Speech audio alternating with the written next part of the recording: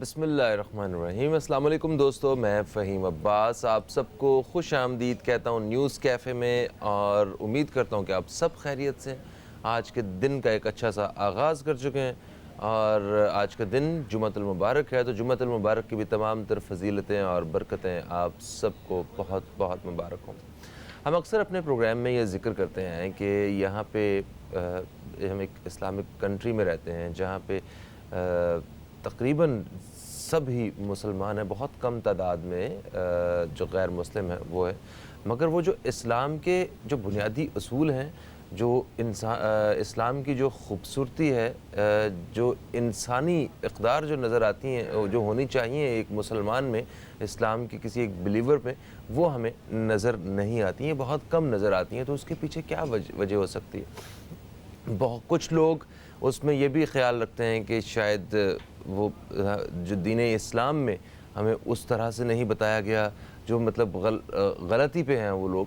تو آج ہم نے ذرا اس حوالے سے بات کرنے کی کوشش کریں گے اپنے پروگرام میں کہ جو انسانی حقوق ہیں، جسے بنیادی حقوق کہتے ہیں، جسے فطری حقوق کہتے ہیں، وہ جو ہیومن رائٹس، وہ کیا ہیں آخر، اور اس سے کس طرح ہم اس پورے معاشرے کو بدل کے رکھ سکتے ہیں، ایک خوبصورت وہ معاشرہ جو واقعی ایک اسلام پہ یقین اور ایمان رکھنے والوں کا معاشرہ ہو، وہ کس طرح بن سکتا ہے۔ اس بات پہ میرا یقین اس وقت بالکل 100% ہو گیا جب میرے ذہن میں انسانی حقوق اور وہ عرب کا وہ معاشرہ میرے ذہن میں آیا کہ جہاں صرف اور صرف برائیاں ہی برائیاں تھیں جن لوگوں کے بیچ میں، اور برائی کو برا سمجھا ہی نہیں جاتا تھا، اس معاشرے کو دین اسلام نے آ کے کس طرح ایک خوبصورت ایک معاشرے میں تبدیل کیا۔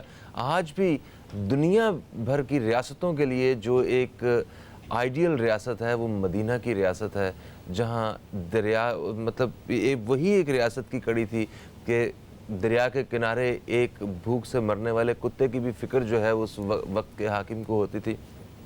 خیر، آج ہم اپنے پروگرام میں انسانی حقوق کے حوالے سے بات کریں گے، اور یورپ کے حوالے سے یا جو مغرب کے حوالے سے بات کرنے والے جو لوگ ہیں، جن کا کہنا ہے کہ وہاں پہ انسانی حقوق کا زیادہ خیال رکھا جاتا ہے، تو وہ انسانی حقوق جو ہیں وہ کب سے انہوں نے اس پہ کام کرنا شروع کیا، اور جب وہاں پہ انسانیت کے بارے میں کسی کو کوئی خیال نہیں تھا، تب بھی ایک ہی انسانیت کے بارے میں صرف ایک ہی جگہ پہ آپ کو یہ سب کچھ ساری چیزیں ملتی تھیں، وہ دین اسلام میں تھا، کیونکہ یہ ایک فطری مذہب ہے۔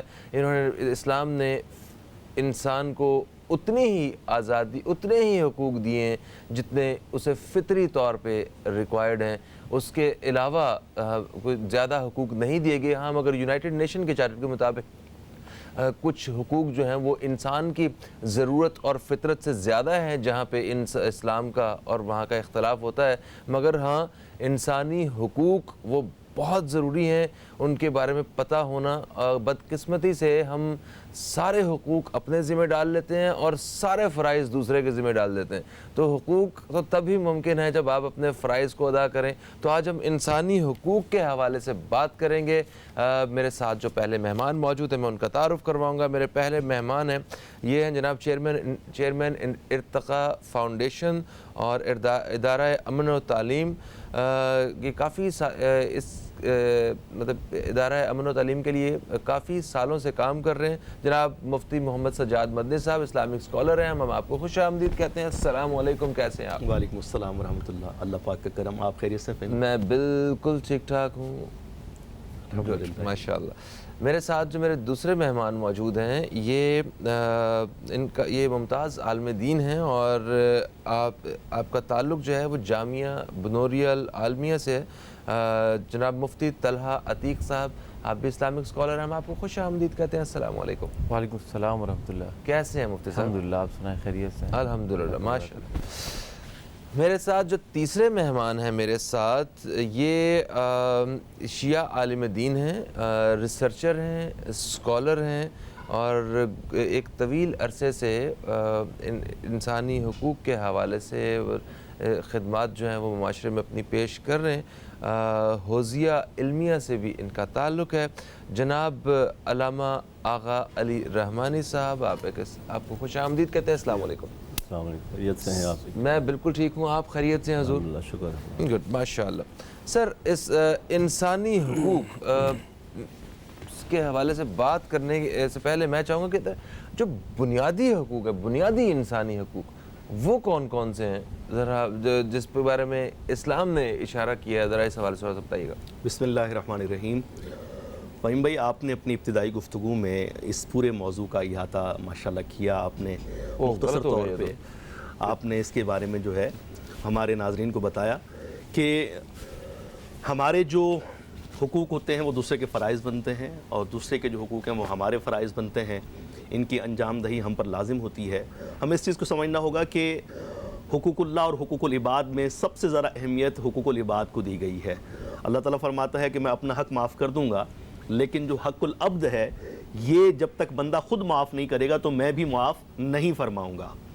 تو بنیادی طور پر ایک انسان ہونے کے ناطے ہمارے چند بنیادی حقوق ہیں جو کہ پیدائشی طور پر ہمارا حق ہیں، اور ہمارے دین نے بھی ان کی توثیق فرمائی ہے کہ یہ ہر انسان کو ملنے چاہیے۔ ان میں یہ ہے کہ ہم سب کو جو ہے پرورش کے، امن کے، آگے بڑھنے کے، تعلیم کے یکساں مواقع ملنے چاہیے، اور اس بنیادی حق میں کسی بھی قسم کی رکاوٹ نہیں ہونی چاہیے۔ اور جیسے کہ آپ نے بتایا کہ انسانی معاشرہ جو ہے وہ ارتقائی مراحل طے کرتا ہوا اب آ کے تقریباً 200 سال پہلے یونائٹڈ نیشن نے انسانی حقوق کا چارٹر جو ہے وہ دنیا کو دیا، لیکن ہمارے آقا دو عالم صلی اللہ علیہ وسلم نے 1400 سال پہلے نہ صرف انسانوں کے بلکہ جانوروں کے اور معاشرے کے تمام پسے ہوئے طبقات کے حقوق واضح طور پہ کھول کھول کے بیان فرما دیے تھے۔ آپ صلی اللہ علیہ وسلم کی آمد سے پہلے ہم دیکھتے ہیں کہ جو عرب معاشرہ تھا بالخصوص وہ جہالت کے بے پناہ جو ہے نا گہرائیوں میں پڑا ہوا تھا۔ اس وقت جو ہے ہمارے ہاں ہم دیکھتے ہیں تاریخ کے اندر یہ بات بالکل واضح طور پہ موجود ہے کہ لوگ جہالت کے سبب اپنی بیٹیوں کو زندہ دفن کر دیا کرتے تھے۔ جی ہاں۔ اور اسی طریقے سے بات بات پہ جو ہے وہ انسانی جان کو ضائع کر دینا یہ معمول کی بات سمجھا جاتا تھا۔ سر، زندہ دفن بات ہی ختم ہو جاتی ہے نا، کوئی اور کسی اور برائی کے بارے میں ذکر کر دینا کہ مطلب ایسا تصور بھی نہیں کر سکتا ہے ایک کوئی انسان کہ اپنی اولاد کو اپنے ہاتھ سے وہ جو دفن کر دینا زندہ۔ اور اس وقت جو ہے یوں سمجھ لیجئے کہ جس کی لاٹھی اس کی بھینس والا معاملہ تھا، جو جتنی طاقت، جتنا اختیار اور جتنا مقام و مرتبہ رکھتا تھا اس کے اتنے زیادہ حقوق تھے، اور معاشرے کے پسے ہوئے طبقات کے لیے آواز اٹھانے والا کوئی نہیں تھا۔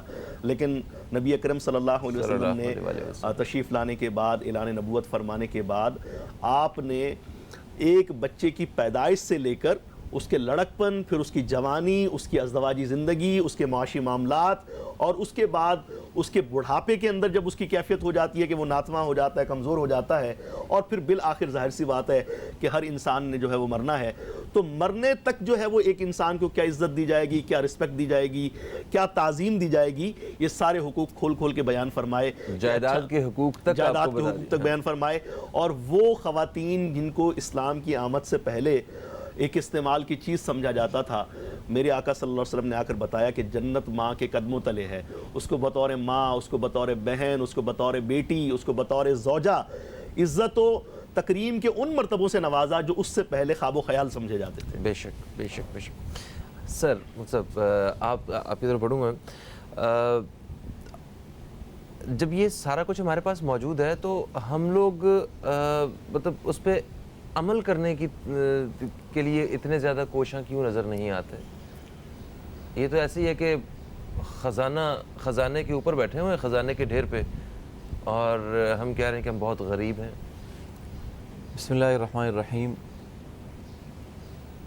اس کے اندر جو بنیادی بات یہ ہے کہ سب سے پہلے یہ سمجھنا چاہیے کہ اللہ تبارک و تعالیٰ نے جو بنی آدم کو مخاطب کیا وہ وَلَقَدْ كَرَّمْنَا بنی آدم، وہاں پر کسی کی تخصیص نہیں کی، اور میں زیادہ تفصیل نہیں کروں گا۔ اس کے بعد جناب نبی کریم صلی اللہ علیہ وسلم کی جب بعثت ہوئی، اس کے بعد کفار کے، مشرکین مکہ کے جتنے آپ صلی اللہ علیہ وسلم پر انہوں نے باتیں کی، ان میں سے ایک بات جہاں یہ تھی کہ ہمارے معبودان باطلہ کو برا بھلا کہا جاتا ہے، ان کی اہمیت کو گھٹایا جاتا ہے، وہاں پر سب سے بڑی بات کفار مکہ کی اور مشرکین مکہ کی یہ تھی کہ جناب نبی کریم صلی اللہ علیہ وسلم نے یہ بھی کہا ہے کہ جو مالک ہے وہ بھی برابر ہے، جو غلام ہے وہ بھی برابر ہے، یعنی سب سے پہلے جناب نبی کریم صلی اللہ علیہ وسلم نے ان چیزوں کی تعلیمات دی.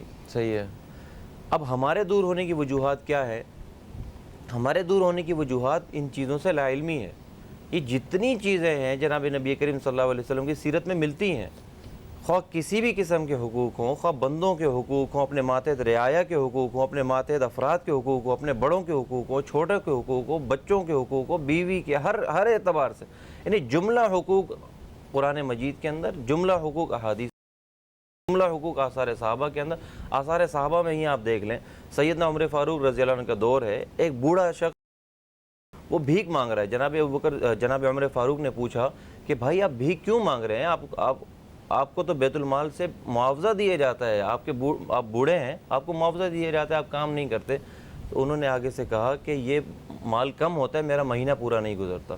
تو سیدنا عمر فاروق نے حکم جاری کیا کہ اس کا معاوضہ بڑھا دیا جائے.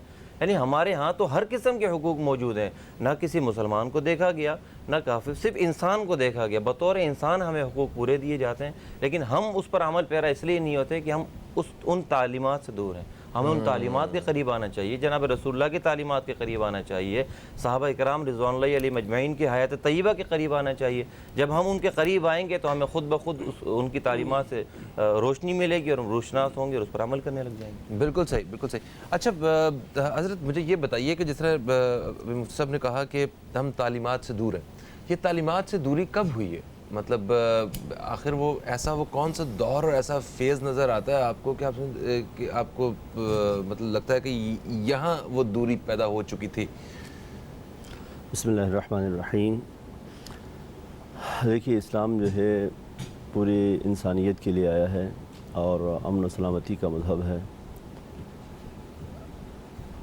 جب تک مسلمان رسول خدا کی سیرت اور آپ کے پاکیزہ افعال کی پیروی کرتے رہے، پوری دنیا پہ حکومت کرتے رہے، پوری دنیا میں ان کی واہ واہ ہوتی رہی.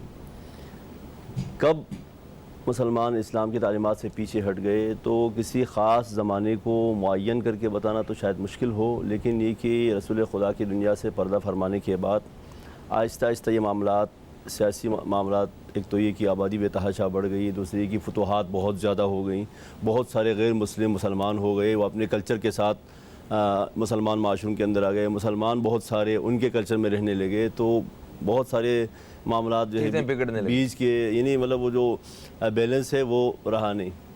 اس وجہ سے بہت ساری چیزیں ہو گئیں. دوسری بات کہ مفتی صاحب نے جو اہم بات کی کہ اس کی ایک مین جو وجہ ہے وہ یہ ہے کہ اسلام کی تعلیمات سے دوری کی اصل ترین وجہ یہ ہے کہ اسلام کی تعلیمات کی روح سے ہم ناشنا ہیں، لا علمی ہے. ابھی ایک آپ خود سے سوچ لیجئے کہ میں اس عمر تک میں نے کبھی زہر نہیں کھایا. کیوں نہیں کھایا؟ اس لیے کہ مجھے پتہ ہے کہ زہر کے اثرات کیا ہیں. میں پانی روزانہ پیتا ہوں. کیوں پیتا ہوں؟ اس لیے کہ مجھے پتہ ہے کہ افادیت کیا ہے. جب تک آپ کسی چیز کی افادیت سے اور اس کے مضر اور نقصانات سے آپ آگاہ نہیں ہوں گے تب تک آپ مضر چیزوں سے بچیں گے نہیں اور اچھی چیزوں کو آپ استعمال نہیں کریں گے. جب تک اسلام کی حقانیت اور اسلام کے پر عمل کرنے کے بعد آپ کو دنیا اور آخرت میں کیا فوائد حاصل ہو سکتے ہیں. اسلام صرف آخرت کو بچانے کے لیے، جنت میں لے جانے کے لیے نہیں آیا ہے، بلکہ اسلام کا اصل مقصد جنت میں جانے سے پہلے دنیا کو رشک جنت بنانا ہے. سبحان اللہ. تو جب تک یہاں پر جنتی ماحول ہم فراہم نہیں کریں گے، جنت میں کیا ہے، قالوا سلامن سلامہ کہا ہے وہاں پر، تو یہ کہ سلامتی ہوگی ہر طرف. یہاں پر بھی اگر ہر مسلمان دوسرے کے لیے سلامتی کا باعث بن جائے تو یہ دنیا رشک جنت بن جائے گی. اور یہ تبھی ممکن ہے جب ہم اسلام کی ریئل تعلیمات کی حقیقت تک، کنج تک پہنچیں اور ہم سمجھیں کہ اسلام نے یہ جو احکامات ہمارے لیے نازل کیے ہیں اس کے پیچھے خود ہمارا اپنا فائدہ ہے. خدا کا تو کوئی فائدہ نہیں ہے، رسول کا کوئی فائدہ نہیں، ہمارا اپنا فائدہ. جب تک ہم اپنے مفادات کو اسلام کی تعلیمات کے اندر دیکھیں گے نہیں تب تک ہم ان تعلیمات کی طرف آگے بڑھیں گے نہیں. اور جب تک بڑھیں گے نہیں ہماری دنیا کی حالت یہی رہے گی، اس میں چینجنگ بہت مشکل سے آئے گی. اچھا ویسے ہم لوگ یہاں پہ ہر ایک پہ سلامتی بھیجتے تو رہتے ہیں، پیس آن یو، السلام علیکم، لیکن اس کو عملی کرنے کی ضرورت ہے. یعنی عملی طور پر سلامتی کا پیغام خود بن جائے آدمی، صرف سلام کرنے تک نہ رہے بلکہ واقعا سلامتی بن جائے، سلامتی کا پیغام بن جائے، ایک دوسرے کے لیے محبت کا پیغامبر بن جائے. جب سلام کر رہے ہیں، اسلام تو رکھا ہی یہی ہے کہ آپ جو ہے آپ پہلے ملے، خیر خیریت بعد میں پوچھے، آپ پہلے سلامتی کی دعا دیں. السلام علیکم کہیں.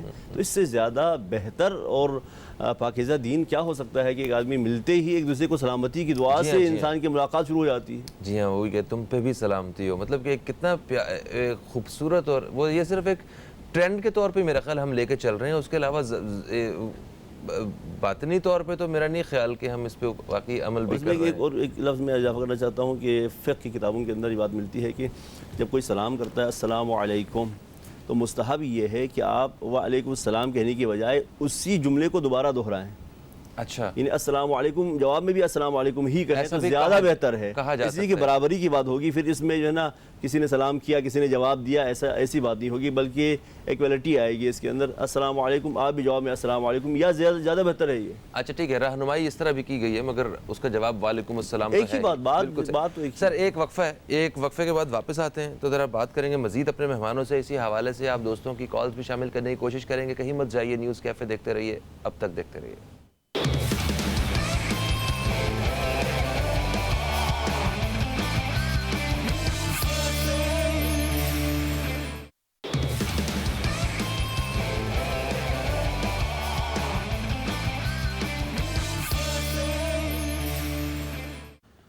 Welcome back. آپ دیکھ رہے ہیں نیوز کیفے، میں ہوں فہیم عباس. آج جمعۃ المبارک کی مناسبت سے ہم اپنے پروگرام میں بات کر رہے ہیں اسلام میں انسانی حقوق کے تصور کے حوالے سے، اور میرے ساتھ مہمانوں میں موجود ہیں مفتی محمد سجاد مدنی صاحب، اور میرے ساتھ موجود ہیں جناب مفتی طاہا عتیق صاحب، اور میرے ساتھ موجود ہیں علامہ آغا علی رحمانی صاحب. وقفے سے پہلے ان تینوں مہمانوں سے بات ہوئی، اور ابھی ہمیں جوائن کیا ہے عالم دین ہیں ماشاءاللہ، بالکل روحانی شخصیت بھی ہیں، علامہ سید شہریار داؤد صاحب. ہم آپ کو خوش آمدید کہتے ہیں. السلام علیکم. وعلیکم السلام. خوش آمدید.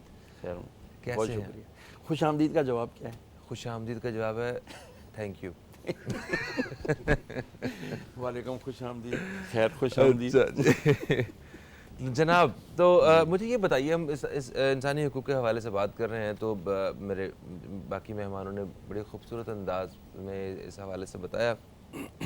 پاکستانی معاشرے میں جو انسانی حقوق ہیں اس کی پامالی کا ذمہ دار آپ کو کون لگتا ہے؟ بسم اللہ الرحمن الرحیم. اللہم صلی وسلم وبارک علی سیدنا مولانا محمد وعلی آلہ واصحابہ وبارک وسلم. انسانی حقوق کی پامالی کا پاکستان کے اندر ذمہ دار کوئی اور نہیں، صرف اور صرف یہاں کی عوام ہے. یعنی کہ ہم لوگ سب individuals, yes, including me, including you, including all of us. ٹھیک ہے. ٹھیک ہے، کیونکہ بدقسمتی ہماری یہاں یہ ہے کہ ہمیں جو ایک تنظیم، نظم، ڈسپلن سکھایا جاتا ہے، گھٹی میں ڈالا جاتا ہے. جب ہم پیدا ہوتے ہیں ہمیں اذان دی جاتی ہے، ٹھیک ہے نا، ہمیں اذان دے کر کے یہ ڈسپلن سکھایا جاتا ہے کہ جب آپ کو 5 ٹائم کال کیا جائے گا then you should present in the masjid, یا at least you should stand in front of Allah subhanahu wa ta'ala because you have been called. تمہیں بلایا گیا ہے، تمہیں دعوت دی گئی ہے. جب کسی کو دعوت دی جاتی ہے تو اس کا بنیادی حق یہ ہے کہ اس دعوت کو قبول کرے. تو this is the very first step towards discipline. اب ہم دیکھتے ہیں کہ اور دیگر ہم معاملات کے اندر آتے ہیں. والدین جس کو سب سے زیادہ فالو کرنا چاہیے. بالکل صحیح ہے. تو کیا آج کا جو والدین ہیں، ماں باپ، either they are well disciplined؟ نہیں. دوسری بات یہ کہتے جو ہیں والدین اولاد وہ نہیں کرتی، کرتے ہیں جو والدین اولاد وہ کرتی ہے. تو what the parents are doing, it should be noticed. The third thing is that کہ ہم جو آج انڈیویجول میں ایک سوسائٹی کا نعرہ لگاتے ہیں، اور یہ حقیقت بھی ہے کہ جو فرد ہے وہ معاشرہ بناتا ہے، تو ہمیں فرد یعنی افراد پر محنت کی ضرورت ہے. اور اس کا بنیادی اصول ہمیں اللہ عز و جل نے بتا دیا کہ دیکھو کنتم خیر امۃ اخرجت للناس، کہ جتنی امتیں ظاہر ہوئی دنیا میں، انسانوں میں، یار اللہ کی گفتگو قرآن میں جب ہم پڑھتے ہیں، خدا کی قسم میں سم ٹائم میں نہال ہو جاتا ہوں، ہنستا ہوں، روتا ہوں. Be very honest. میرے بچے سم ٹائم دیکھتے ہیں یار ابا کتاب پڑھ رہے ہیں تو یہ بھی ہنس بھی رہے ہیں، تھوڑی دیر بعد آنسو بھی ٹپک رہے ہیں. وائی؟ بیکاز اللہ کی جو شفقت، جو محبت ٹورڈز انسان ہے، کیونکہ اللہ بات ہی انسان سے کر رہا ہے. جب آپ اس پیغام کے ساتھ کنیکٹ ہو جائیں گے تو پھر تو جذبات کا معاملہ شروع ہو جائے گا نا. تو کنیکشن جب بحال ہوتا ہے نا. اچھا تو اللہ تعالیٰ کنتم خیر امت اخرجت للناس, جتنے انسانوں میں امتیں ظاہر ہوئی ہیں نا تم best who. What is the reason for being a best person امت؟ وہ یہ کیا تعملون بالمعروف وتنہون عن المنکر, کہ تم نیکی کی دعوت دیتے ہو برائی سے روکتے ہو, نیکی کا حکم دیتے ہو برائی سے روکتے ہو. دس از دا ویری, یعنی وہ اسٹیج ہے جو ہم نے چھوڑ دیے, یہ وہ منصب ہے جو ہم نے چھوڑ دیا ہے. اب آپ کا میڈیا ہے, 5 دن پتہ نہیں کیا دکھاتا ہے, ایک دن ہم لوگوں کو بھی یاد آیا تھا ہاں یار ہم مسلمان ہیں, چلو جمعے کو اسلامی پروگرام کر لیں. صحیح بات. ویری سوری ٹو سے, مالکان سے معذرت. آپ سر جو دیکھنے والے ان پہ بھی مجھے بڑا کچھ وہ ہوتا ہے وہی نا کہ مطلب سارا دن جو پورا مہینہ دوسرے چینلز لگاتے ہیں, جمعے والے دن جو انہوں نے یاد آیا تھا کہ ادھر اسلامک چینل بھی ہے ہمارے ٹی وی پہ, وہ جو شروع کے ابتدائی 3-4 چینلز میں جس کو سب سے کلیئر آتا ہے, کوئی نہیں دیکھتا اسے. ابھی دیکھیں ہمیں کیا سکھایا جا رہا ہے, کیا بات ہے. حضور نے فرمایا جب بندہ ایک بار جھوٹ بولتا ہے تو ہمارے ہاں تو اب وہ کو اس کا اتنا سمجھ لے کہ 1 میل اس سے نیکی کرانے والا فرشتہ دور ہو جاتا ہے جو جھوٹ بولتا ہے ایک دفعہ, جو ایک جھوٹ بولتا ہے. اب جھوٹ کیا ہے, اس کی منیمم مثال لے لیں. نبی کریم علیہ الصلوۃ والسلام ایک خاتون کے, یعنی دیکھا خاتون نا ایک بچے یوں مٹھی کر کے نا بچوں کہہ رہی بیٹا ادھر آ میں تجھے کچھ دوں گی. حضور نے فرمایا اے خاتون تو اسے کچھ دے گی؟ اس نے مٹھی کھولی, اس میں کھجور تھی. عرض کی میں اس کو کھجور دوں گی. ارشاد فرمایا اگر تو اس کو کھجور نہ دیتی تو یہ تیرے نام اعمال میں جھوٹ لکھا جاتا.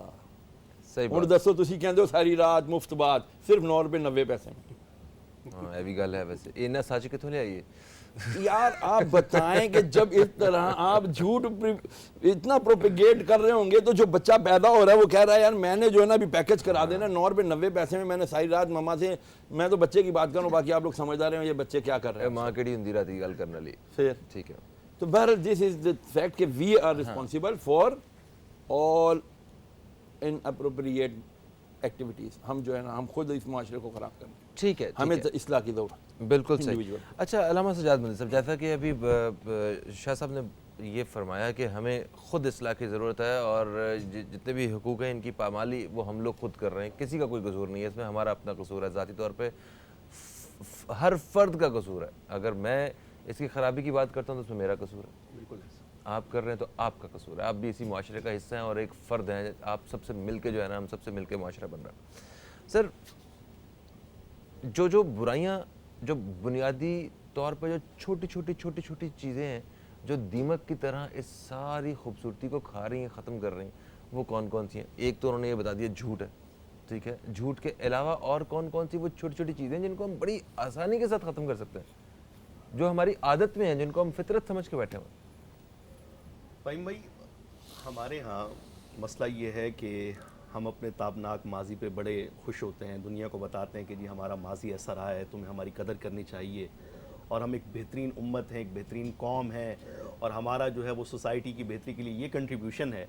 لیکن ہم یہ بھول جاتے ہیں کہ وہ معزز تھے زمانے میں مسلمان ہو کر اور ہم خار ہوئے تارک قرآن ہو کر.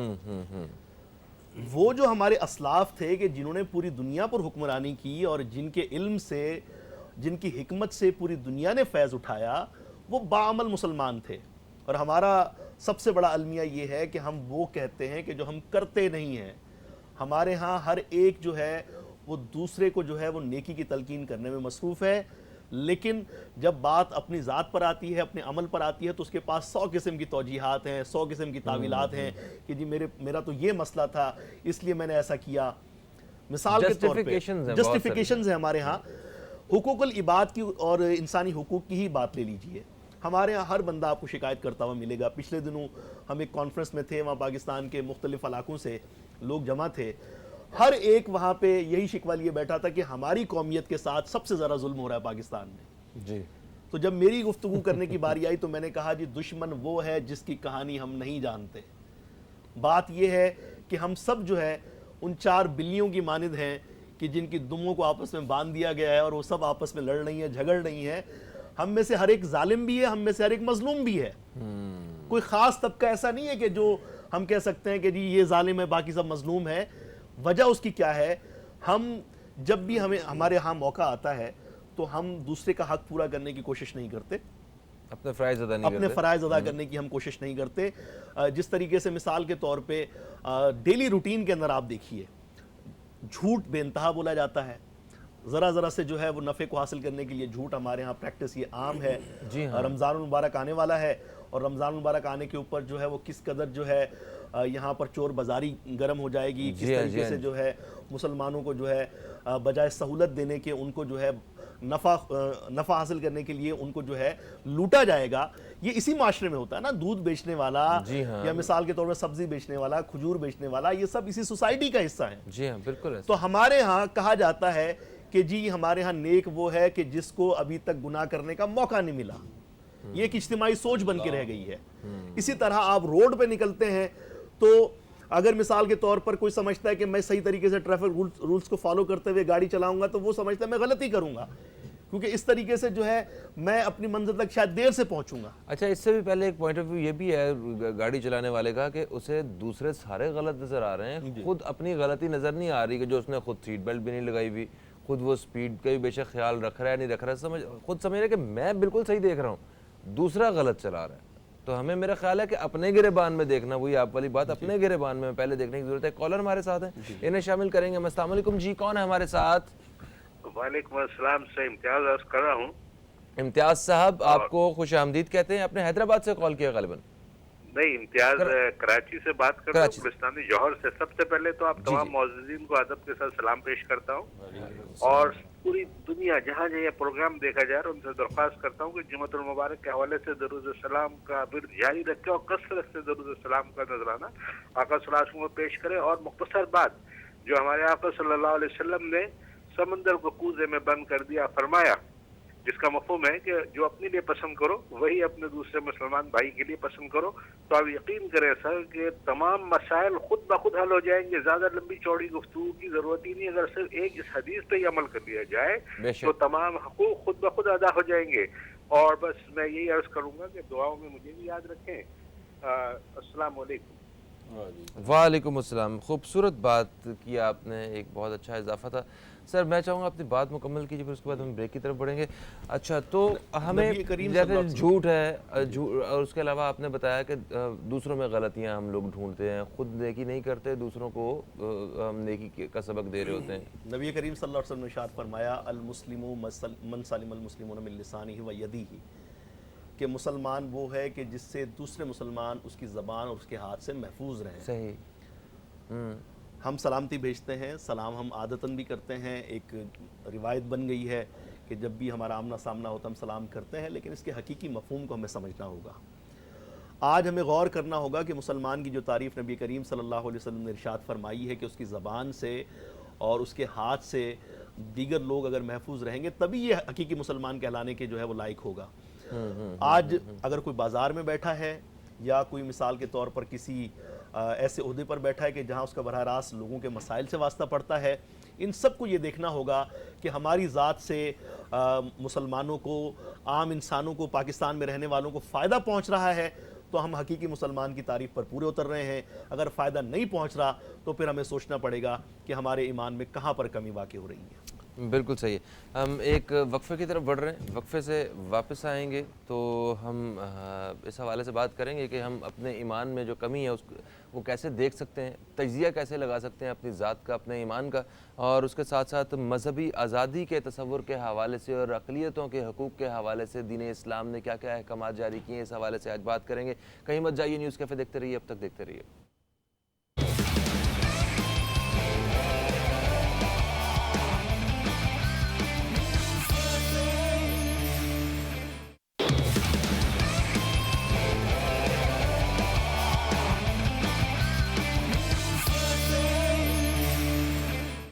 Welcome back. आप देख रहे हैं न्यूज़ कैफ़े, मैं हूं फ़हीम अब्बास, और आज जुम्मतुल मुबारक की मुनासबत से हम लोग एक नहायत ही खूबसूरत मौजू के ऊपर एक गुफ्तगू कर रहे हैं जिसमें इंसानी हकूक़ के बारे में जो बात हो रही थी, तो जिसमें अभी सजाद मदनी साहब से जो बात हुई, उन्होंने ये कहा कि ये ईमान की कमी है हमारी। तो हमारे अंदर जब तक ईमान की कमी रहेगी, हम वो इंसानी हुकूक जो हैं وہ نہ ہمیں مل سکتے ہیں اور نہ ہی ہم جو ہے وہ ادا کر سکتے ہیں. اچھا مفتی طاہا عتیق صاحب، سر آپ سے میں سوال کروں گا، جو وقفے سے پہلے بھی ایک لنک دیا تھا میں نے، کہ ایمان کی جو کمی ہے وہ اس کا اندازہ کیسے لگایا جائے؟ کیونکہ ہر انسان خود میں اپنے آپ کو مکمل سمجھتا ہے. جب وہ مکمل سمجھتا ہے تو اسے کمی کہاں سے نظر آئے گی؟ تو کیا کوئی اس کا کوئی پیمانہ ہے ایسا جو جس سے باقی اندازہ ہو سکے کہ ہاں میں ہی غلط ہوں شاید؟ یہاں پر 2-3 باتیں سمجھنے کی ضرورت ہے. پہلی بات تو یہ ہے کہ جو ایمان کی کمی کو سمجھنے کا پیمانہ ہے وہ ظاہر ہے کوئی ایسا پیمانہ تو نہیں جو نظر آنے والا ہو. چاہیے لیکن اپنے اعمال کو بندہ دیکھ سکتا ہے. میں ایک بات کہا کرتا ہوں کہ ہم کوئی بھی عمل اسی لیے چھوڑتے ہیں کہ وہ سنت عمل ہے، چھوڑ دیتے ہیں، اور صحابہ اس لیے پکڑتے تھے کہ یہ سنت ہے. سبحان اللہ. دوسری بات یہ ہے کہ آپ اس کو مثال سے یوں سمجھیے کہ آپ کے پاس ایک آپ نے گٹھڑی سی سر پر رکھی ہے اور ایک ہاتھ میں. یوں سمجھ لیں کہ جو آپ کی سر والی گٹھڑی ہے وہ دنیا ہے اور ہاتھ والی جو گٹھڑی ہے یہ دین ہے. یا اس کا الٹ کر لیں، جو سر والی ہے وہ دین ہے اور جو ہاتھ والی ہے وہ دنیا ہے. تو صحابہ کیا کرتے تھے، یہ مثال سے سمجھنے کے لیے، صحابہ کیا کرتے تھے کہ جب بھی دین کو کوئی معاملہ پیش آتا تو دنیا کی گٹھڑی پھینک دیتے تھے. اور ہم کیا کرتے ہیں کہ جب بھی دنیا کو کوئی معاملہ آتا تو ہم اس سر والی گٹھڑی کی فکر نہیں کرتے، ہم اس کو پکڑنے میں لگ جاتے ہیں. تو ہمارا جو پیمانہ ہے ایمان کو سمجھنے کا وہ یہ کہ ہم اپنے اعمال کو دیکھیں. جناب رسول اللہ نے جو بھی حقوق العباد کو بیان کیا، حقوق اللہ اور حقوق العباد، اگر آپ اس کو شرعی اعتبار سے اس کو اگر آپ الگ کرنے کی کوشش کریں، پرسنٹیج کے حساب سے الگ کرنے کی کوشش کریں، تو اس کے اندر دین کا 75 سے 80% وہ حصہ نکلتا ہے جو جس کا تعلق حقوق العباد سے ہے، حقوق العبد سے ہے، جو یعنی بندہ جب تک معاف نہ کرے وہ معاف نہیں ہوتا. اللہ رب العزت تو اپنا حق معاف فرما دیں گے، لیکن بندہ جب تک، لیکن ہم 80% کی فکر نہیں کرتے. تو ہم اپنے اعمال کے ذریعے میں اپنے آپ کو جانچیں کہ ہمارے اعمال میں کس قدر پختگی ہے، ہمارے اعمال میں کس قدر تازگی ہے. اگر علماء نے لکھا ہے کہ اگر آپ ایک نماز پڑھتے ہیں اور دوسری نماز کی آپ کو توفیق نہیں ہو رہی تو آپ دل میں یہ بات سوچ لیں کہ پہلی نماز آپ کے رب کو پسند نہیں ہے یا آپ کو دوبارہ نہیں بلائے گا. ان چیزوں کے ذریعے آپ اپنے ایمان کو جانچیں، آپ اپنے آپ کو جانچیں کہ آپ اور دوسری بات یہ ہے، ہمارے اندر جو سب سے بڑی کوتاہی ہے کہ ہم پوری دنیا کا ہر کام جانتے ہیں سوائے اپنے کام کے. واہ واہ واہ. ہم اگر اپنے کام پہ فوکس کر لیں اور دنیا کے کام کو چھوڑ دیں تو سارے کام درست ہو جائیں گے. ہم میں سے ہر شخص ایک سبزی والا ہے یا کوئی گاڑی چلانے والا ہے، ٹیکسی والا ہے یا اور کوئی دیگر کام کرنے والا ہے، وہ اپنے کام کو چھوڑ کر دوسرے کو مشورہ دے گا. جناب صدر صاحب کو یوں کرنا چاہیے، وزیر اعظم صاحب کو یوں کرنا. بھائی آپ کی وہ مشورے کا مطلوب نہیں ہے، آپ کا مشورہ انہیں نہیں چاہیے. آپ جو کام کریں اس پر فوکس کریں، اسی کو بہتر کریں. جب تک ہر فرد اپنی انفرادی تبدیلی کی کوشش نہیں کرے کچھ نہیں ہو سکتا. کوئی اسلامی نظام نہیں ہوتا، صرف اسلامی نظام وہی ہے کہ جب آپ اپنی ذات کو تبدیل کریں. کوئی ڈنڈے کی ضرورت نہیں ہے، ہر شخص تبدیل ہونا شروع ہو جائے، اپنے گھر کو تبدیل کرے، اپنے آس پاس کے 10 افراد کو تبدیل کرے. اگر 3 کروڑ افراد اس کی کوشش کرتے ہیں کہ ہم اپنے آپ کو تبدیل کریں گے، 12 کروڑ لوگوں 22 کروڑ میں سے ایک فرد 3 کروڑ میں سے 5 بندے تو ہوں گے اس کے آس پاس. صحیح ہے. کتنی بڑی تبدیلی آ جائے گی. تو انفرادی تبدیلی یہ اصل چیز ہے. جب تک اس کو ہم بدلنے کی کوشش نہیں کریں گے، فرداً ذمہ داری قبول کرنے کی بھی ضرورت ہے کہ یس مجھے احساس ذمہ داری کی ضرورت ہے، احساس ذمہ داری ہونی چاہیے. حضور آپ کی جانب آؤں گا. آپ اسی حوالے سے کچھ کہنا چاہیں گے؟ کیونکہ یہ میں چاہتا ہوں کہ اس میں سب کا موقف جو ہے وہ شامل کروں. جی ایک بڑی خوبصورت بات کی انہوں نے، اور انہی کی بات کو آگے بڑھاتے ہوئے میں کچھ عرض کروں گا. ایمان کی کمی کا تجزیہ کیسے پتہ چلے کہ بندے کے اندر ایمان ہے یا نہیں؟ اصل مسئلہ یہ ہے کہ ہم نے اپنے ایمان کو جانچنے کا پیمانہ خود کو قرار دے رکھا. اس لیے یہ سارے مسائل پیدا ہوتے ہیں کہ میں خود اپنے ایمان کو تجزیہ کر رہا ہوں، میں خود جانچ رہا ہوں، میں خود سوچ رہا ہوں کہ بھائی میں تو بڑا مومن آدمی ہوں. اصل میں خود پیمانہ نہیں ہوں. میرے ایمان کو جانچنے کا پیمانہ مفتی صاحب ہیں، میرے آس پاس کے لوگ ہیں، میرے دوست احباب ہیں، میرے گھر والے ہیں، میرے جاننے والے ہیں، میرے پیچھے نماز پڑھنے والے ہیں، میری مجلس میں شرکت کرنے والے ہیں. وہ دیکھیں گے کہ بھئی یہ بندہ کیسا ہے. اور ایمان کا تعلق ہمیشہ ہوتا ہے دل سے. اعتقاد ایمان کا تعلق اعضاء و جوارح سے تو ہوتا نہیں، لیکن برتن کے یہ پچھلی بات جو آپ نے ابھی کی ہے کہ وہ جو آپ کی سراؤنڈنگ میں جو لوگ ہیں اصل پیمانہ وہ ہیں، مگر آپ اپنی سراؤنڈنگ میں بھی ہمیشہ وہی لوگ ہی رکھتے ہیں جو آپ کو پسند کرتے ہیں. جو آپ کو پسند نہیں کرتے آپ ان سے دوسری دفعہ ملتے بھی نہیں. نہیں تو وہ پھر وہ بتائیں گے کہ بھئی یہ کیسا آدمی ہے. اگر اچھا، میرے ان سے اندر پوچھا جائے جو جی، پسند نہیں وہ کرتا بتائیں ہے گے کہ یہ کیسا آدمی ہے. دیکھیے مولا امیر المومنین علیہ السلام کے حوالے سے ایک واقعہ ملتا ہے کہ ایک بڑا نیک آدمی تھا، بہت اچھا آدمی تھا. لوگوں نے بڑی تعریف کی، کہا کہ حضور بڑا زبردست آدمی ہے یہ. مولانا نے کہیں پہ گورنر لگا دیا اس کو. اب ان کی ظاہری ایمان کو اور چیزوں کو دیکھ کے انہوں نے لگا دیا تھا کہیں گورنر. تو جب گورنری مل گئی، منصب مل گیا، تو اصلیت ان کی کھل کے سامنے آ گئی. اب کہیں پر جانے چینا چپٹی ہے، کہیں مار داڑ ہے، کبھی کچھ. تو لوگ آئے، کہا سرکار یہ تو بڑا خراب آدمی نکلا، بدل گیا یہ تو بڑا اچھا آدمی تھا، ہم نے اتنی تعریف کی تھی اور آپ نے یہاں گورنر بھی لگا دیا، اب تو بدل گیا. کہا بدل نہیں گیا، یہ بے نقاب ہو گیا ہے. ہاں یہ تھا ہی برا آدمی.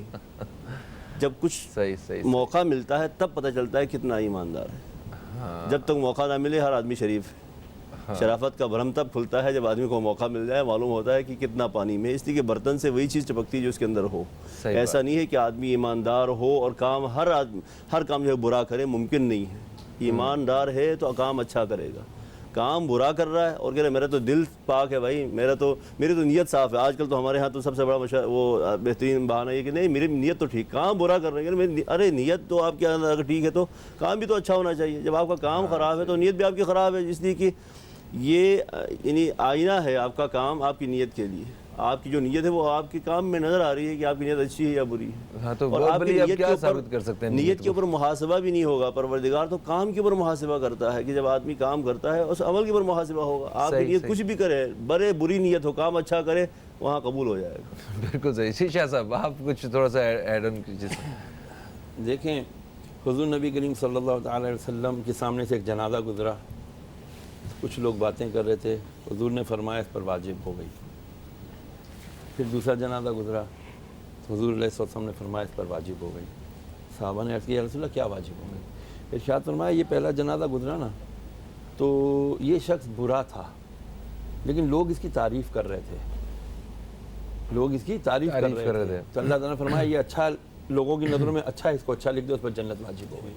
اوکے. اچھا دوسرا بندہ جس کا جنازہ گزرا وہ اچھا تھا لیکن لوگوں کے نظر میں وہ برا تھا، تو لوگ اس کی برائی کر رہے تھے، تو فرمایا اس پر واجب ہو گئی کہ یہ چونکہ لوگوں کے سامنے برا تھا، اس نے لوگوں کو دل دکھائے ہوئے تھے، اس نے لوگوں کے ساتھ معاملات خراب کیے ہوئے تھے، اس لیے اس پر جنت واجب ہو گئی. اسی لیے نبی علیہ السلام نے ارشاد فرمایا یہ حق ہے انسان کا تم پر، جب وہ وفات پا جائے تو اس کی اچھائی بیان کرو، اس کی برائی کبھی نہ بیان کرو.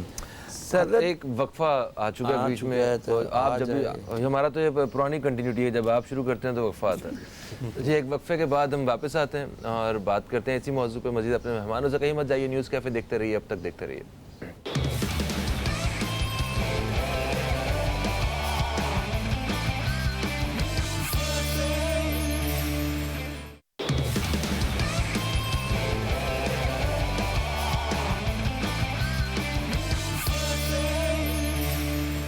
Welcome back. آپ دیکھ رہے ہیں نیوز کیفے، میں ہوں فہیم عباس. انسانی حقوق کے حوالے سے آج ہم بات کر رہے ہیں کہ دین اسلام میں جو فطری حقوق ہیں، بنیادی حقوق اور انسانی حقوق، ان کے بارے میں کیا کیا احکامات ہیں. میرے معزز مہمانوں سے بات چیت کا سلسلہ جاری ہے اور اس میں جو وقفے سے پہلے تک بات پہنچی وہ یہ تھی کہ ہمارے اپنے اندر کمیاں ہیں اور ایمان کی کمی جو ہے وہ ہمارے اندر موجود ہے. اگر ہم ایمان کی کمی کو پورا کر لیں تو وہ انسانی جتنے بھی جو انسانی معیار ہیں وہ ہم سارے پورے کر لیں اور یہ ساری برائیاں، ساری پریشانیاں ویسے ہی سوسائٹی سے ختم ہو جائیں. مگر یہ سب کچھ وہ جو کمیاں ہیں یہ پوری ہو سکتی ہیں صرف ایک ہی چیز سے، اور وہ ہے علم سے. اور علم یا جو صحیح جو ایک روح ہے دین کی، اگر اس سے ہم متعارف ہو جائیں تو پھر یہ سارے معاملات ٹھیک ہو سکتے ہیں. تو سید شہریار داؤد صاحب سے، کیونکہ بات چیت ان کے ساتھ جاری تھی اور رابطہ جب ہمارا ٹوٹا تھا تو ان سے بات کر رہے تھے اور بات مکمل نہیں ہو سکی تھی. سر میں ایک اور سوال آپ سے آپ کی خدمت میں پیش کر رہا ہوں. مجھے یہ بتائیے کہ عوام میں شعور اور آگاہی کو پیدا کرنے کے لیے علماء کرام کیا کردار ادا کر سکتے ہیں؟ دیکھیں یہ بات تو اب اظہر من الشمس ہے کہ اگر سنی جاتی ہے پاکستان میں ابھی بھی تو وہ علماء یا مولویوں کی سنی جاتی ہے. اچھی بری جڑی بھی ہوگی، جو بھی ہے اچھی ہیں بری جو بھی. اس میں وہ لطیفہ پھر نہیں سناؤں گا، نہ سنانا. ٹھیک ہے نا. اچھا اب صورتحال یہ ہے کہ ہم کہتے ہیں کہ جی ہم میل ڈومینیٹنگ نہیں, ہم still we are living in مولوی یا علماء ڈومینیٹنگ سوسائٹی, ٹھیک ہے نا. دیکھنا یہ ہوگا کہ کیا علماء ڈیلیور کر رہے ہیں, فرسٹ کوسچن.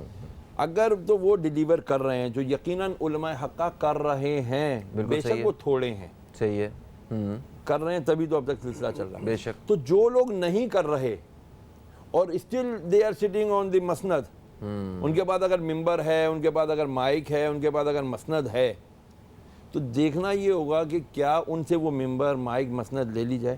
میں آپ کو عمر فاروق رضی اللہ تعالیٰ عنہ کی مثال دوں. وہ ایک دن آئے بازار میں گئے تو گندم کا ڈھیر تھا, دکاندار تھا, اس کے بعد گندم کا ڈھیر. آپ نے انگلیاں اندر داخل کی, اندر گندم گیلی تھی, اوپر کی گندم خشک تھی. آپ نے اس کو بلایا, فرمایا کیا تو بیع و شرع یعنی تجارت کے اصول جانتا ہے؟ کہتا ہے نہیں جانتا. ارشاد تو میں پہلی دفعہ چھوڑ رہا ہوں, نہیں تو تجھے 80 دورے لگواتا. جا پہلے جا کر ان لوگوں سے بیٹھ کر دین سیکھ جو تجھے بیع و شرع کے اصول سکھائیں. تو یہ تجارت کے اصول سیکھے بغیر ہم بڑے بڑے ملٹی نیشنل کمپنیاں چلا رہے ہوتے ہیں. ہم سب سوچ رہے ہوتے ہیں کہ کس طرح سے ہم اس کو ناجائز کو جائز قرار دے دیں. ہمیں وہی مولوی اچھا لگ رہا ہوتا ہے جو تھوڑے بہت پیسے لے کے مطلب کی بات فتویٰ دے کے ہمارے مطلب کی بات پوری کر دے, ہمیں مطمئن کر دے. یہاں تو مطمئن ہو جائیں گے, باہر کیا ہوگا. عمر فاروق رضی اللہ تعالیٰ عنہ کے دور میں نا بچوں کی شیرخوار بچوں کی شرح نا اموات بڑھ گئی. مدینے میں ایک نماز میں بچے کا جنازہ, دوسری نماز میں بچے کا جنازہ, تیسری نماز میں بچوں کے جنازے. کیا ہے بھائی؟ کوسچن کر دیا انہوں نے فوراً تھنک ٹینک سے اور اپنے امال سے, سارے ورکر سے. کہا جی بات یہ ہے کہ یہ بچے اس لیے مر رہے ہیں کہ جی جو مائیں ہیں نا, مائیں یہ سب گھروں میں کام کرتی ہیں, تو یہ صحیح طور پر اپنے بچوں کو فیڈ نہیں کرا پاتی. غربت اتنی ہے کہ ان کو جو ہے نا وہ پورا نہیں پڑتا, اس لیے جو ہے نا بچوں کو صحیح پراپر فیڈ نہیں مل رہا, پراپر لک آفٹر نہیں ہو رہی, وہ مر رہے ہیں. عمر فاروق رونے لگ گئے, یا اللہ اتنے بچوں کا خون مجھ پر آ گیا. آپ نے اسی وقت آرڈر کر دیا کہ جب تک 20 یعنی جو 2.5 سال کا 30 مہینے 2 سے 2.5 سال کا جو بچے کا فیڈنگ پیریڈ ہوتا ہے, یہ ماؤں کو کہو کہ تم کو گھر پہ تمہیں الاؤنس ملے گا, بچے کا الاؤنس ملے گا, جو آج ویسٹ دے رہا ہے. حقوق کی بات کرتے ہیں نا, اسلام نے سارے حقوق دیے ہیں. ہم ویسٹ کی ہر بات تو مان رہے ہیں, گندی بندی جو بھی ہے, جو انہوں نے ہم سے اچھی باتیں لے لی, چلو انہی کی سمجھ کے لے لو یار, واپس تو لو. تو یہ دیکھنا پڑے گا کہ ہم جو ہمارا علمی طبقہ, علماء طبقہ, وہ کیا ڈیلیور کر رہا ہے. ہم وہ تو کہہ رہے ہیں کہ جی عورتوں پردہ کرو, عورتوں پردہ کرو. وائی ناٹ مولوی سیئنگ دیٹ آلسو کہ میاں مرد حضرات, قرآن میں اللہ پہلے آپ سے کہہ رہا ہے کم آن, نگاہ نیچی رکھو, آنکھوں میں شرم حیا پیدا کرو. تو یہ مطلب ہے کہ ہمیں دیکھنا ہوگا کہ علماء کرام کے پاس, جن کے پاس ہم نہیں جا رہے, آج تو ہمیں ایک برج کی سخت ضرورت ہے کہ ہماری عوام علماء سے بہت دور ہے, اس کو برج کرنے کی ضرورت ہے. اور جو ریڈیکلزم جو بڑھا ہے, لیٹ می سے دیٹ, یہ اسی لیے بڑھا ہے, یہ شدت پسندی اسی لیے بڑھی ہے. جن شدت پسندوں نے اسلام کو سو کالڈ شدت پسند مذہب بنا کر کے جو پیش کیا ہے, میں اس کو کنڈیم کرتا ہوں, اس کی مذمت کرتا ہوں. اسلام قطعاً شدت پسندی کی اجازت نہیں دیتا. کیا بھول گئے جب یہودیوں کا ایک وفد آیا تھا نبی کریم علیہ السلام سے ملاقات کرنے, انہوں نے کہا اے محمد علیہ السلام ہماری عبادت کا وقت ہو گیا, تو مسجد نبوی کا ایک کونا نہیں صاف کروا دیا تھا حضور نبی کریم علیہ السلام نے. کیوں نہیں ہم یہ باتیں ڈیلیور کرتے ہیں؟ کیوں نہیں ہم ایسی اچھی بات ڈیلیور کرتے کہ جس سے کہ اپنائیت, محبت اور اخوت پیدا ہو. سر ٹھیک, یہ اگر بات ہو ہی رہی ہے تو اس میں ایک چھوٹی سی چیز میں ایک اور ایڈ کرنا چاہتا ہوں. میرے پاس کچھ یہاں پہ غیر مسلم وہ آئے, کیونکہ ہم نے بین المذاہبین کے حوالے سے میں نے کچھ نشستیں اپنی رکھی یہاں پہ شو میں, تو انہوں نے یہ کہا کہ ہم لوگ سارے جاتے ہیں, کبھی چرچ میں چلے جاتے ہیں ایسا, کبھی مندر میں چلے جاتے ہیں, کبھی گردوارے میں چلے جاتے ہیں, کبھی کہیں چلے جاتے ہیں, تو اب وہاں جا کے ہم سارے اکٹھے ایک بڑی خوبصورت ایک وہ شکل پیش کرتے ہیں کہ ہم انسانیت کے حوالے میں کم از کم اچھے انسان ضرور بن سکتے ہیں. ہمارا جو بھی مذہب ہے وہ ایک الگ معاملہ ہے, تو ایک اچھا میسج ڈیلیور ہوتا ہے. مگر ہم سب کو کبھی مسجد میں آ کے جو ہے نا وہ اکٹھا نہیں ہونے دیا جاتا. اور وہ یہ مجھے ایک سکھ صاحب نے, ہندو جو کمیونٹی سے تعلق رکھنے والے صاحب تھے, انہوں نے مجھ سے اختلاف کیا. یہ انٹرفیت والے آتے ہیں جی, تو مجھ سے وہ اختلاف کیا گیا. تو جب ہمارے پاس یہاں پہ دین اسلام میں وہ یہودیوں کے لیے وہ مسجد کا ایک کونا صاف کر کے ان کو پراپر وہ صاف करना है ऐसा नहीं, मतलब उन्हें उन्हें प्रॉपर जगह फराहम की उन्हें गई, रिस्पेक्ट देना था। ओके, हम आप साफ करके दे रहे हैं, हम उस तरह में बैठ जाएंगे तो आप लोगों के लिए साफ है ये जगह, आप प्लीज आके बैठे अपनी इबादत करें आप, है ना। तो कल्लिमुन्नास अला क़द्रि उक़ूलिहिम औ कमा क़ाला रसूलुल्लाह सल्लल्लाहु अलैहि वसल्लम, हुजूर ने फरमाया लोगों से उनकी अक्लों के मुताबिक कलाम करो। एक जनाजा गया, सरकार खड़े हो गए, पूछा या रसूलल्लाह, अर्ज़ की या रसूलल्लाह ये तो यहूदी का जनाजा, फरमाया इंसान नहीं था, एक बंदा ईमान के बगैर चला गया, दुनिया सरकार रो रहे थे। सही सही सही, ठीक है ना सर। इंसानियत की बहुत बड़ी respect, अहमियत, बहुत ज़्यादा अहमियत है इंसानियत की। इसी हवाले से बात करते हैं, मैं माफ़ी चाहता हूँ एक वक्फे की तरफ बढ़ना, मगर ये वक्फा काफ़ी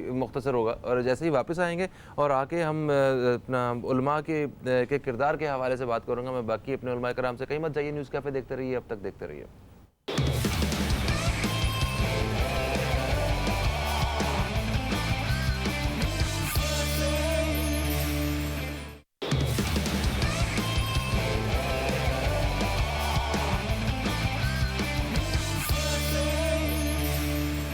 बैक, आप देख रहे हैं न्यूज़ कैफ़े, मैं हूं फ़हीम अब्बास और आज हम इंसानी हकूक़ के हवाले से अपने प्रोग्राम में बातचीत का सिलसिला एक जारी रखे हुए हैं। मेरे साथ जो मेहमानाने ग्रामी मौजूद हैं, इनसे इसी हवाले से बात हो रही है। अभी अल्लामा सज्जाद मदनी साहब से मैं बातचीत का सिलसिला जो है आगे बढ़ाऊँगा। अच्छा सज्जाद साहब, जैसे कि अभी बात हो रही थी कि इंसानी हकूक़ के लिए अवाम में शऊर और आगाही की ज़रूरत है। डेफिनेटली यही एक वो वाहिद रास्ता है जिससे हम जो इंसानी हकूक़ वाला जो मामला है इसको हम वो बिल्कुल जो दीन के जो उसूल हैं उसके मुताबिक हम कर सकते हैं। वो सिर्फ एक इल्म और शऊर ही है। तो इस इल्म और शऊर में उलमाए कराम अपना क्या किरदार अदा कर सकते हैं? और आप सारे माशाल्लाह उलमाए कराम में आप सबका शुमार होता है, तो आप लोग क्या किरदार अदा कर रहे हैं, ज़रा इस हवाले से भी थोड़ा सा रोशनी डालिएगा।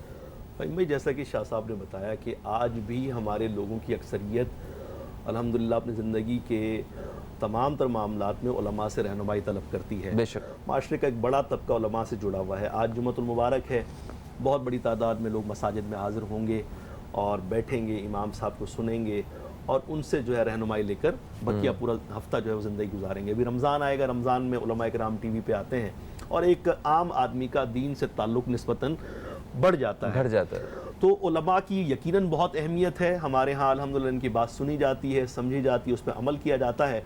तो उलमा इस सिलसिले में न सिर्फ अपना किरदार अदा कर सकते हैं बल्कि कर रहे हैं।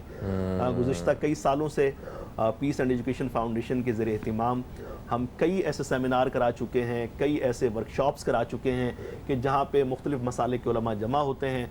अल्हम्दुलिल्लाह इंसानी हुकूक़ के हवाले से डिटेल में बात होती है। हम आइन के माहिरीन को बुलाते हैं। कराची यूनिवर्सिटी के वो असातिज़ा, वो सीनियर प्रोफेसर जो कि पाकिस्तान स्टडीज़ सर्कल के डीन रह चुके होते हैं, हम उन्हें बताते हैं कि जी उलमा यहाँ बैठे हैं, आप इन्हें बताइए कि आइन पाकिस्तान इस हवाले से क्या कहता है। सही है। यूनाइटेड नेशन का चार्टर इस हवाले से क्या कहता है। पिछले प्रोग्राम में हमारी जो 3 रोज़ा नशिस्त हुई उसमें अल्लामा अली मोहम्मद रहमानी साहब, मुफ्ती तलहा अतीक साहब हमारे साथ शामिल थे। गुज़िश्ता दिनों हमने एक सेमिनार किया इंसानी हुकूक़ पे, उसमें शहरियार दाऊद साहब ने खिताब फरमाया। तो वहाँ पे आइन की इन तमाम चीज़ों को जो बरह रास्त इंसानी हुकूक़ से मुतालिक हैं डिस्कशन में ला के, जिसमें मजहबी आज़ादी का तसव्वुर है, जिसमें इंसान के बुनियादी हुकूक़ हैं, अल्हम्दुलिल्लाह इस पर बड़ी डिबेट होती है, बातचीत होती है, समझने की कोशिश की जाती है और फिर अमली तौर पे मसाजिद के खुतबों में उसको मौजू बनाया जाता है। और फिर अपने अपने इदारों में उसके लिए फॉलो अप एक्टिविटीज़ रखी जाती हैं कि जहाँ पे अपने मुताल्लिकीन को बुला के, मिसाल के तौर पे अल्लामा अली मोहम्मद रहमानी साहब ने एक दफ़ा बैनुल मसालिक हमआहंगी का हमारा एक प्रोग्राम था, तो उसके बाद जो है वो इन्होंने अपने इदारे में एक बड़ा शानदार प्रोग्राम रखा। शिया मसलक के तमाम तुलबा को हमारे सामने बिठाया और उसमें तमाम मसालिक के उलमा को इन्होंने दावत दी। हम वहाँ पर गए और हमने उन मुश्तरकात पे बात की कि हमारे दरमियान क्या खूबसूरत मुश्तरकात हैं और किस तरीके से हम इस मोहब्बत के पैगाम को आगे बढ़ा सकते हैं। इसी तरह दीगर मसालिक अहले हदीस मसलक के, देवबंदी मसलक के, बरेलवी मसलक के अल्हम्दुलिल्लाह इदारों में जाकर हमने प्रोग्राम किए और मैं समझता हूँ कि पॉजिटिविटी फैल रही है, ज़रा छोटे पैमाने पे सही, लेकिन बहरहाल इस पे काम हो रहा है। माशरे में जो है अमन, मोहब्बत, रवादारी, बकाए बाहिमी और एक दूसरे को बर्दाश्त करने की जो सोच है ये आहिस्ता आहिस्ता आगे बढ़ रही है। इस सिलसिले में छोटा सा इनिशिएटिव यकीनन पीस एंड एजुकेशन फाउंडेशन ने लिया है, लेकिन उसमें उस पैगाम को आगे बढ़ाने में उलमा का ही बहुत बड़ा किरदार है। इस सिलसिले में लिटरेचर छापा जा रहा है और माशाअल्लाह से لوگوں کو اس بات پہ قائل کیا جا رہا ہے کہ اب ہم اپنے مسائل جو ہے وہ گفتگو کے ذریعے حل کریں، اور اس بات کی سوچ دی جا رہی ہے کہ آؤ اختلاف رائے پر اتفاق رائے کر لیں، کہ ہم سب لوگ جو ہے ایک گھر میں رہتے ہوئے ہماری سوچ نہیں مل پاتی، تو یہ مکاتب فکر کا وجود، مختلف سوچوں کا ہونا، یہ عین فطری بات ہے، لیکن ہم نے کرنا صرف یہ ہے کہ ہم نے ایک دوسرے کو جو ہے وہ اپنی بات جو ایک دوسرے تک جو پہنچانی ہے وہ مکالمے کے ذریعے پہنچانی ہے، ہم نے ایک دوسرے کے ساتھ ڈائلاگ کرنا ہے، ہم نے ایک دوسرے کے خلاف تکفیری فتاوی جاری نہیں کرنے، بلکہ ہم نے ایک ایسا جو ہے وہ سوسائٹی کے اندر ماحول پیدا کرنا ہے کہ جہاں پہ ایک دوسرے کو دیکھ کر منہ نہ موڑا جائے، بلکہ محبت سے آگے بڑھ کر سلام کر کے گلے لگایا جائے۔ بالکل صحیح۔ اور اس سلسلے میں خراج تحسین پیش کرتا ہوں مفتی طلحہ عتیق صاحب کو، علیم رحمانی صاحب کو، سید شہریار داؤد صاحب کو، کہ یہ وہ ہمارے ہیروز ہیں کہ دیگر علماء کو بھی ان کی اقتداء کرنے کی ضرورت ہے، ان کی پیروی کرنے کی ضرورت ہے۔ اور میں آج یہاں پہ کھلے دل سے یہاں پہ بیٹھ کے دعوت دے رہا ہوں کہ پورے پاکستان میں جو بھی لوگ اپنے علاقے میں بین المسالک ہم آہنگی کے حوالے سے، انسانی حقوق کی ترویج کے حوالے سے، اس کی آگہی کے حوالے سے، اقلیتوں کے حقوق کے حوالے سے کہ ان کے بارے میں ہمارا دین کیا کہتا ہے، ہمارا آئین کیا کہتا ہے، کوئی اویئرنیس، کوئی تربیتی پروگرام، کوئی سیمینار رکھنا چاہیں، وہ آپ کے ذریعے سے ہم سے رابطہ کریں۔ انشاءاللہ تبارک و تعالی ہم اپنے علماء کی ٹیم کے ساتھ وہاں پہنچیں گے اور اس جگہ جو بھی مسائل ہوں گے اس کو ایڈریس کر کے انشاءاللہ اس کے حل کے لیے اپنی خدمات پیش کریں گے۔ سبحان اللہ، بہت خوبصورت، بہت خوبصورت۔ جناب مفتی طلحہ عتیق صاحب، سر آپ اسی حوالے سے کیا کہیں علماء کرام کے کردار کے حوالے سے؟ علماء کرام کے کردار کے حوالے سے شہریار صاحب نے بھی بڑی بہترین بات کی ہے، علامہ صاحب بھی بڑی بہترین بات کر چکے ہیں۔ الحمدللہ علماء جس میدان میں کام کر رہے ہیں بہت بہترین انداز سے کام کر رہے ہیں، بس کام کا بعض جگہ پر اتار چڑھاؤ آ جاتا ہے۔ میں سمجھتا ہوں کہ جو تبدیلی پچھلے 70 سال میں رہی ہے، یہ جو خلاط 70 سال میں رہا ہے، جو اس سے پہلے نہیں تھا اور جو اب ختم ہونے جا رہا ہے، وہ اس کی اگر ہم اساس اور جڑ کو دیکھیں تو رسول اللہ کا وہ طریقہ کار ہے۔ میں ایک بات کہا کرتا ہوں یہاں پر کہ صحابہ کرام رضوان اللہ علیہم اجمعین نے جو رسول اللہ سے محبت کی، صحابہ کرام رضوان اللہ علیہم اجمعین نے جو رسول اللہ سے محبت کی، وہ محبت ری ایکشن تھا، ایکشن نہیں تھا۔ یعنی جناب رسول اللہ نے اتنی محبت دی کہ وہ محبت کرنے پر مجبور ہو گئے، تو وہ ری ایکشن تھا۔ یہی ری ایکشن ہمیں چاہیے، ایکشن نہیں چاہیے۔ ہم تو ایکشن کریں گے، وہاں سے ری ایکشن آئے گا، تو محبت کروائی نہیں جاتی، محبت ہو جاتی ہے۔ جتنا آپ دیں گے اتنا آپ کو آگے سے پھل ملے گا۔ تو اس میں علماء کرام بہترین انداز سے اپنا کردار ادا کر رہے ہیں۔ جناب رسول اللہ کی زندگی کو، مین چیز جناب رسول اللہ کی زندگی جو ہمارے آئیڈیل ہے، آپ فتح مکہ کے موقع پر دیکھ لیں، الیوم یوم الملحمہ فرمایا نہیں، الیوم یوم المرحمہ، آج رحم کا دن ہے، سب کو معاف فرما دیا۔ اس کے علاوہ بدر کے موقع پر دیکھیں، 70 لوگ ہیں جنہوں نے کتنا نقصان پہنچایا ہے، لیکن فرمایا ہاتھ بھی نہ باندھو، کھول دو ان کے ہاتھ، چھوڑ دو ان کو۔ صحیح بات۔ وہی وہ سپاہی جو مخالف تلوار اٹھا کے کھڑے ہوتے تھے، جب وہ دشمن فوج کے ان کو پکڑ لیا جاتا تھا، تو پھر ان کی قابلیت کو دیکھ کے اپنے بچوں کو تعلیم دلوائی جاتی ہے۔ کہ حضرت عمیر بن عوف بعد میں اسلام لے آئے، انہوں نے جب رسول اللہ صلی اللہ علیہ وسلم کے قتل کا ارادہ کیا تو جناب رسول اللہ نے ان کے خلاف کوئی تدبیر نہیں کی، ان کی ہدایت کی دعا کی۔ اس کے علاوہ ایک مرتبہ جناب رسول اللہ طواف فرما رہے ہیں، اس طواف کے دوران فضال بن عمیر یہ آپ صلی اللہ علیہ وسلم کے پیچھے گھوم رہے ہیں کہ کب موقع پاؤں اور میں کب جو ہے نا رسول اللہ پر تلوار چلا دوں۔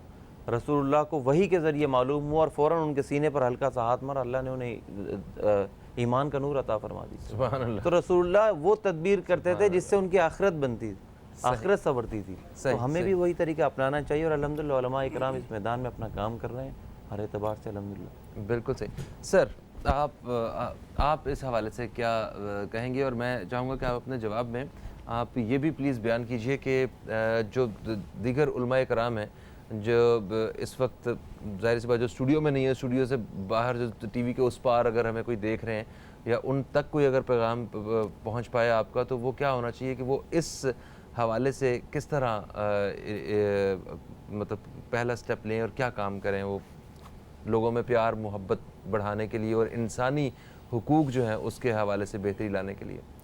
علماء معاشرے میں انبیاء کے وارث ہیں، انبیاء کا جو کام ہے محبتوں کا فروغ ہے، انسانیت کے فروغ کے لیے کام کرنا، یہ اصل مقصد ہے انبیاء کا، وہی مقاصد لے کر علماء آگے بڑھ رہے ہیں۔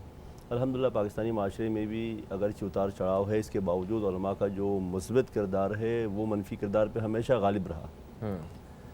چھوٹی موٹی چیزیں ہوتی ہیں، لیکن علماء سے جو بات ہمیں تھوڑا سا وہ کرنے کی ضرورت ہے، جو پڑھے لکھے واقعی علماء ہیں انہوں نے کبھی بھی نفرتوں کو فروغ نہیں دیا ہے، اور جو نفرتوں کے بیوپاری ہیں ان کا علم سے کوئی تعلق نہیں ہوتا، یہ بات سمجھنے کی ضرورت ہے۔ علماء نے ہمیشہ محبتوں کو بانٹا ہے، پیار بانٹا ہے، یہ سب چیزیں۔ اور الحمدللہ اس وقت جیسے کہ مفتی صاحب نے بیان فرمایا کہ پیس اینڈ ایجوکیشن فاؤنڈیشن کے زیر اہتمام بہت بہتر طریقے سے گزشتہ کئی سالوں سے ایک پلیٹ فارم مہیا کیا گیا ہے علماء کو مل بیٹھنے کا۔ تمام مسالک کے تقریباً بہت سارے مدارس کے اندر میں خود جا چکا ہوں، میں نے وہاں پر خطابات کیے، ان کے ساتھ مل بیٹھا ہوں، ان کے ساتھ کھانا کھایا۔ اب وہ جو دوری تھی وہ تقریباً قربت میں بہت حد تک ڈلتی جا رہی ہے۔ ہمارے استاد محترم جو ہے کہ جملہ فرمایا کرتے ہیں کہ تقاربوا تعارفوا، کہ قریب ہو جاؤ تو ایک دوسرے کو پہچانو گے۔ جب قریب ہوں گے تو پہچانیں گے نا، ورنہ تو وہ غلط فہمیاں ہے کہ بھائی یہ تو ایسے لوگ ہیں کہ ایک کان بچھاتے ہیں، ایک کان جو ہے اوڑھ کے سو جاتے ہیں۔ اب یقین کر لے کہ بھائی ہاں تو ایسے تو ہوتے ہیں بھائی، جب آپ قریب جا کے دیکھیں گے تو پتہ چلے گا بھائی ہمارے جیسے آدمی ہیں، نہ ان کے کان اتنے بڑے ہیں کہ بچھا سکتے ہیں، نہ اتنے چوڑے ہیں کہ وہ اوڑھ سکتے ہیں۔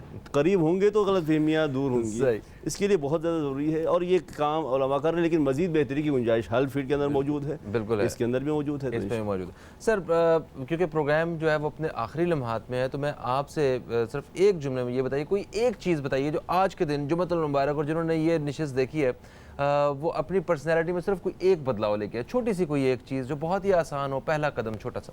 بس یہ کہ دوسروں کی طرف انگلیاں اٹھانے کے بجائے اپنے آپ کو دیکھیں کہ میں کیا ہوں، اپنے آپ کو دیکھیں، بالکل صحیح۔ آپ مہمانوں کا بے حد شکریہ، آپ سب تشریف لائے اور بڑی خوبصورت گفتگو رہی، ہمیں مناسب وقت بھی ملا مگر پھر بھی وہ کم ہی لگ رہا ہے کیونکہ وہ خوبصورت گفتگو اتنی خوبصورت تھی، آپ مہمانوں کی کمپنی اتنی اچھی تھی۔ دوستو ہمارے پروگرام کا وقت اپنے اختتام کی طرف آ چکا ہے۔ فہیم عباس کو، نیوز کیفے ٹیم کو دیں اجازت، اور آج جمعۃ المبارک کے حوالے سے جب دعا کریں گے تو ہمیں بھی اپنی دعاؤں میں یاد رکھیے گا، اور کوئی ایک چیز میرا خیال ہے ہم اپنی ذات میں جھوٹ کا خاتمہ کرنے کی کوشش کرتے ہیں، آج سے کوشش کرتے ہیں کہ ہم جھوٹ نہیں بولیں گے، یا جتنا کنٹرول ہو سکے گا ہم اسے جھوٹ کو سچ میں تبدیل کرنے کی کوشش کریں گے۔ فہیم عباس کو دیں اجازت، آپ دوستوں سے انشاءاللہ پیر کے روز پھر ملاقات ہوگی، تب تک کے لیے خدا حافظ، پاکستان زندہ باد۔